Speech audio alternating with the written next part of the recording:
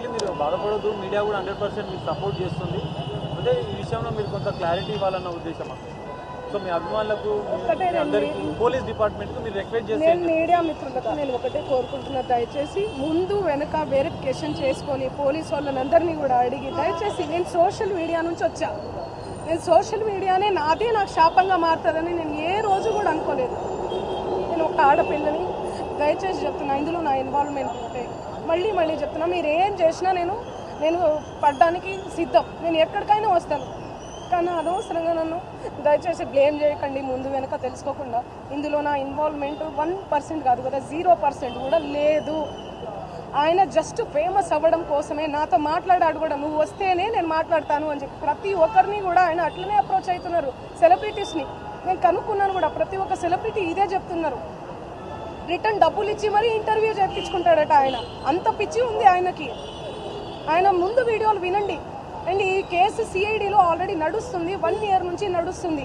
3 years నుంచి వాళ్ళు ఈ దందా నడిపిస్తున్నారంట. వాళ్ళందరూ కూడా బాలాజీ నాయక్, మధు నాయక్, ఇంకెవరెవరో, హేమకాంత్ రెడ్డి, ఇంకోరు ఎవరెవరో ఉన్నారు. వాళ్ళంతా గొలుసు కట్టులా ఉన్నారు వాళ్ళు.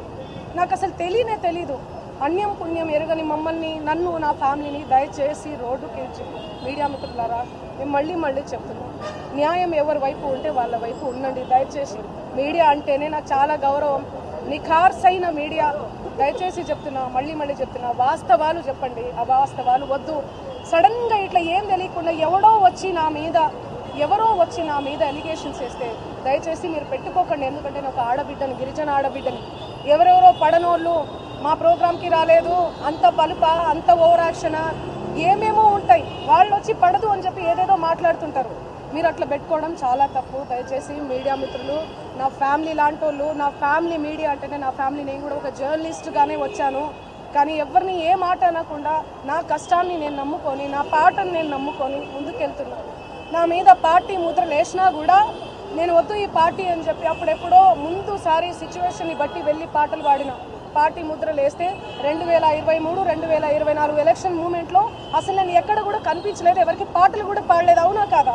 మీరు సెర్చ్ చేయండి. మళ్ళీ చెప్తున్నా, నాకు వద్దు, నా పాట ముఖ్యం. నాకు వద్దు ఈ పార్టీలు, పార్టీ జెండాలు, ఈ సుప్పు లాంటి ఫేక్ ఎలిగేషన్స్ వద్దు నాకు ఇవన్నీ. నేను ఒక అడ్వకేట్గా ఎందుకు మాట్లాడుకోవాలి? ఎందుకంటే బిగ్ బాస్ లాంటి ఒక ప్లాట్ఫామ్ తన్ని ప్రొజెక్ట్ చేసింది. సో అలాంటప్పుడు నేను ఎందుకు వెళ్ళకూడదు? నాలో ఉన్న మంచి విషయాలు ఏంటంటే సమాజానికి తెలుస్తాం, ఓకే ఇతను పలానా అని ఐడెంటిఫికేషన్ ఇస్తుంది చాలు. బిగ్ బాస్ ఒకటి అది సరే, నాకు తెలిసి అది ఒక బిజినెస్ గేమ్ అయినా సరే అది చాలా మందికి లైఫ్ ఇచ్చింది, ఎంతో మందికి లైఫ్ ఇచ్చింది. సో వాళ్ళకి లైఫ్ ఇచ్చినప్పుడు బిజినెస్ చేసుకోవడంలో తప్పే లేదు. ఒక టెలివిజన్ బ్రాడ్కాస్టింగ్లో ఉన్నప్పుడు ఖచ్చితంగా బిజినెస్ చేసుకుంటుంది. సో దాంతోపాటుగా అనేక మందికి జీవితాన్ని ఇచ్చింది, దానివల్ల ఎవరో చెడిపోలేదు. సో కాబట్టి బిగ్ బాస్ లాంటి ఒక పెద్ద, అది గొప్ప ఫ్లాట్, అది ఒక అదృష్టమనే చెప్పాలి. వస్తే నేను తప్పకుండా వెళ్తానండి. బిగ్ బాస్ సీజన్ 3 చూశానండి. ఎందుకంటే నాకు శ్రీవికి అంటే నాకు మంచి క్రష్.